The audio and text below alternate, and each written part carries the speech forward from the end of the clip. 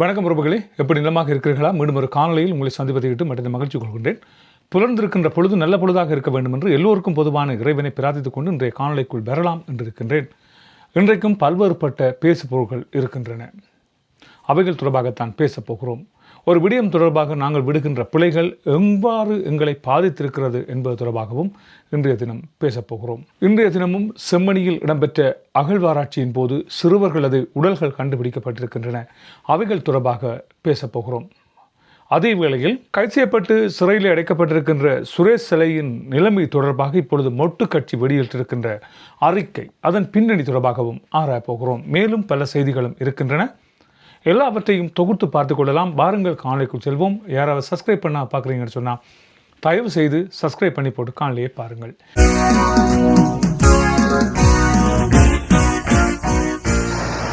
இப்பொழுது முழுமையான காணொலிக்குள்ளே வருவோம். கடந்த கிழமை இடம்பெற்ற ஒரு இசை நிகழ்வு ஒன்றின் போது கைது செய்யப்பட்டிருக்கின்ற பாடகர் சங்கீத், இந்த சங்கீத்தை விடுதலை செய்ய கோரி ஒரு போராட்டம் ஒன்று இடம்பெற இருக்கிறது. குறித்த போராட்டமானது சனிக்கிழமை இடம்பெற இருக்கிறது. காலை 9 மணி தொடக்கம் கிளிநொச்சி ஏனையின் வீதியில் அமைந்திருக்கின்ற பழைய கச்சேரிக்கு முன்பாக இந்த போராட்டம் நடைபெற இருப்பதாக ஏற்பாட்டாளர்களால் தெரிவிக்கப்பட்டிருக்கிறது. பாடலுக்கு சிறையா என்கின்ற முதன்மை கேள்வியோடு இந்த போராட்டம் அங்கே இடம்பெற இருப்பதாக தெரிவிக்கப்படுகிறது. குரல் வலையின் விலங்குடைக்க அணிதிரள்வோம் என்னும் பெயரிலே அந்த அமைதி போராட்டம் அங்கே இடம்பெற இருப்பதாக அந்த ஏற்பாட்டாளர்களால் விடுக்கப்பட்டிருக்கின்ற அறிவிப்பில் தெரிவிக்கப்பட்டிருக்கிறது. கிளிநொச்சி மாவட்ட பொது அமைப்பாளர்களின் ஒன்றியம் இந்த ஏற்பாட்டை செய்திருப்பதாக தெரிவிக்கப்பட்டிருக்கிறது. கருத்து சுதந்திரத்தை பாதுகாக்கவும் பாதிக்கப்பட்ட கலைஞனுக்கு நீதி கோரியும் நடைபெற இருக்கின்ற இந்த ஆர்ப்பாட்ட பேரணிக்கு மக்கள் அனைவரையும் ஒன்று திரளுமாறு அவர்கள் அழைப்பு விடுத்திருக்கின்ற அதே வேளையில் இந்த அனுரகுமார திசாநாயக்கா அரசாங்கம் செய்திருக்கின்ற இந்த விடயம் தொடர்பாக பல்வேறுபட்ட விமர்சனங்கள் இப்பொழுது விடுக்கப்பட்டிருக்கின்றன.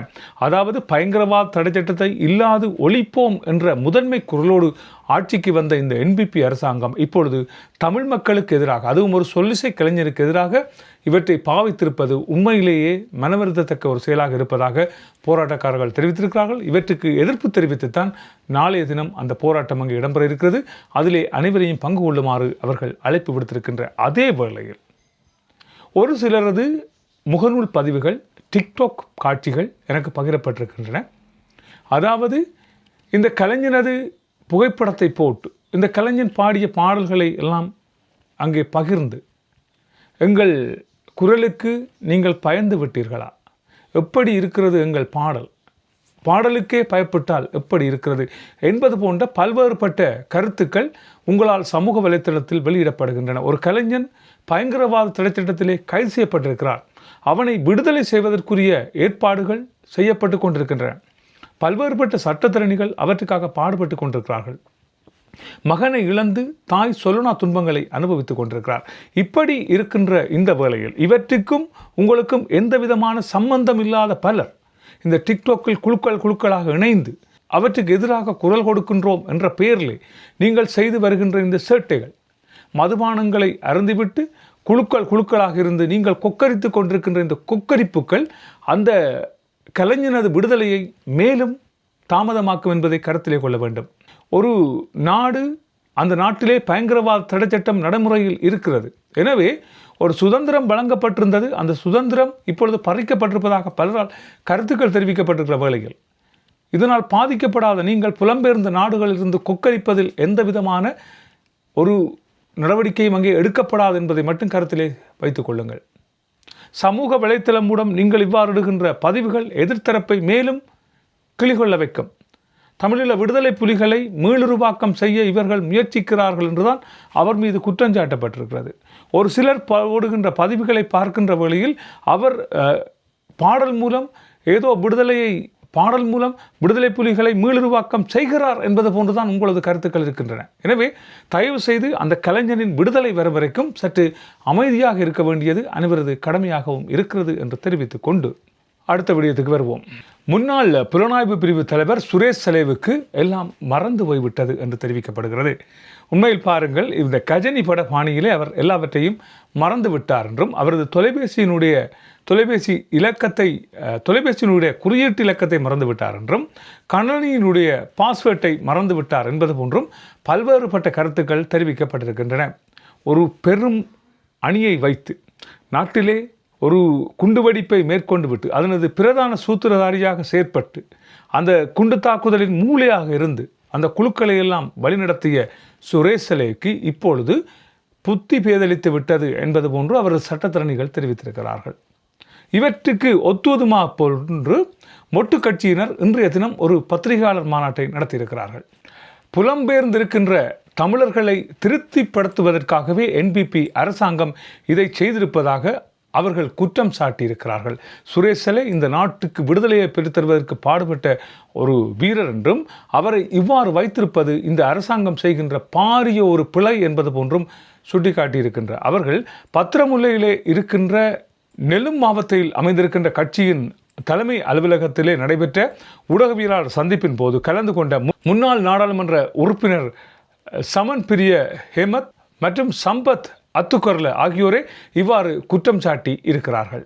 பயங்கரவாத தடைச்சட்டத்தை நீக்குவதாக கூறி ஆட்சிக்கு வந்திருக்கின்ற தற்போதைய அரசாங்கம் நாட்டுக்கு சேவையாற்றிய முன்னாள் புலனாய்வு பிரிவு தலைவர் சுரேசலேயை அதே சட்டத்தின் கீழே கைது செய்து சித்திரவதைக்கு உள்ளாக்கி இருக்கிறது என்றும் அவர்கள் கூறியிருக்கிறார்கள். முன்னாள் புலனாய்வு பிரிவு தலைவர் சுரேசலே நேற்று நீதிமன்றத்திலே பிணை கோரியிருந்த போதும் அவருக்கான அந்த பிணை மறுக்கப்பட்டிருக்கிறது என்றும் அவர் கடுமையான சித்திரவதைக்கு உள்ளாகி இருப்பதாகவும் இரு ஜனாதிபதி சட்டத்தரணிகள் நீதிமன்றத்திலே சுட்டிக்காட்டியிருந்த போதும் கடந்த கால போராட்டங்களின் போதும் தீவிரமாக இந்த செயல்பாடுகளில் இடம்பெற்றவர்கள் பயங்கரவாத தடைச்சட்டத்தின் கீழ் கைது செய்யப்பட்ட போதும் அவர்களுக்கு இவ்வாறான உடல் ரீதியான எந்த விதமான ஒரு சித்திரவதைகளும் செய்யப்படவில்லை என்பது போன்று அவர்கள் தெரிவித்திருக்கிறார்கள். ஆனால் சுரேசலேக்கு இவ்வாறு நடந்திருக்குமாயின் அதற்கு ஜனாதிபதி உள்ளிட்ட தற்போதைய அரசே முழு பொறுப்பையும் கூற வேண்டும் என்பது போன்று அவர்கள் தெரிவித்திருக்கிறார்கள். தமிழ் டயஸ்போராக்களை திருப்திப்படுத்துவதற்காக ஜனாதிபதி மேற்கொள்கின்ற இவ்வாறான செயற்பாடுகளை உடனடியாக நிறுத்த வேண்டும் என்பது போன்றும் அவர்கள் தெரிவித்திருக்கிறார்கள்.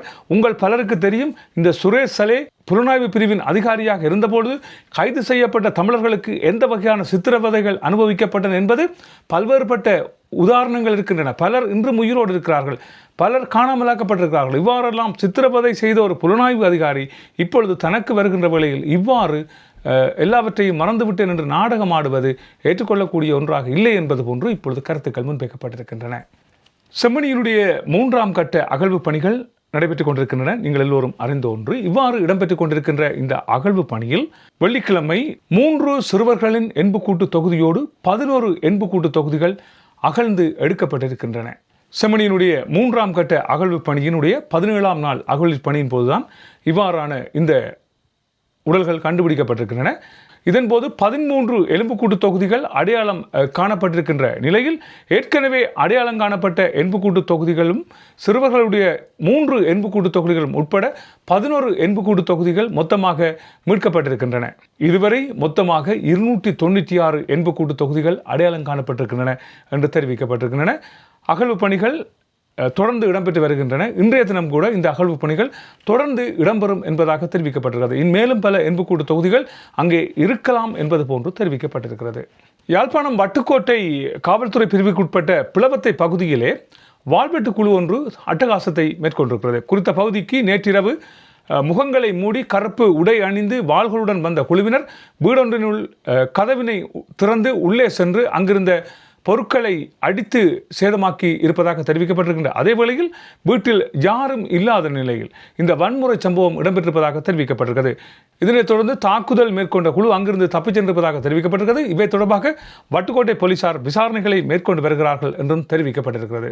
மொன்றியல் பகுதியிலே அமைந்திருக்கின்ற வேல்மார்ட் நிறுவனம் ஒன்றுக்குள்ளே 4 சிறுவர்கள் 22 வயது மதிக்கத்தக்க இளைஞன் ஒருவர் மீது கொடூரமாக தாக்குதலை மேற்கொண்டு அவரை படுகொலை செய்திருக்கிறார்கள்.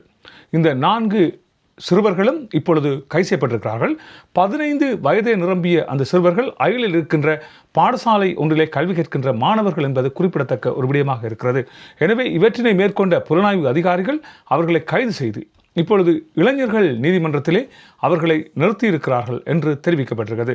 சிறுவர்களாக இருந்தவர்கள் மேற்கொண்ட இந்த கொலை இப்பொழுது பெரும் பேசுபொருளாக மொன்றியலிலே மாறியிருக்கிறது. கொழும்பு கல்லூரி ஒன்றிலே கல்வி கற்று வருகின்ற பிரபல மருத்துவர் ஒருவரது மகன் தன்னோடு கூட படித்து வருகின்ற மாணவி ஒருவருக்கு தனது நிர்வாண குளியல் காட்சிகளை வாட்ஸ்அப் மூலம் அனுப்பியது பெரும் பரபரப்பாக மாறியிருக்கிறது. குறித்த வாட்ஸ்அப் ஆனது குறித்த மாணவியினது தாயாரின் கைத்தொலைபேசிக்கு அதிகாலை 4:30 மணியளவிலே அனுப்பப்பட்டிருக்கிறது.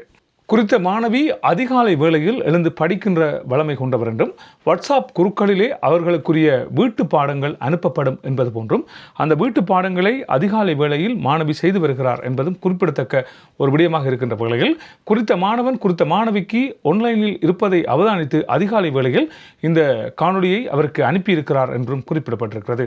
இவை தொடர்பாக இவர் தொடர்பு கொண்டு அவரது தாயாரிடம் கேட்ட வேளையில் தாயாரை தரைக்குறைவாக குறித்த மாணவனின் தாயார் பேசியிருக்கிறார் என்றும் இதனைத் தொடர்ந்து இவர்களுக்குள் ஏற்பட்ட கருத்து முரண்பாடு காரணமாக இவை போலீஸ் நிலையம் வரை சென்றிருப்பதாகவும் தகவல்கள் தெரிவிக்கப்பட்டிருக்கின்றன.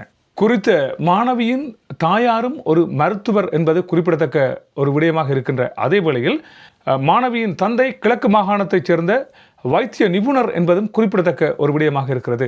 நல்லது உறவுகளை, இவைதான் இன்று செய்தி குறிப்பாக இருக்கின்றன. மற்றும் ஒரு செய்தி குறிப்பில் உங்களை சந்திக்கலாம். அதுவரை அன்பு வணக்கம் கூறி விடைபெறுகிறேன். நன்றி, வணக்கம்.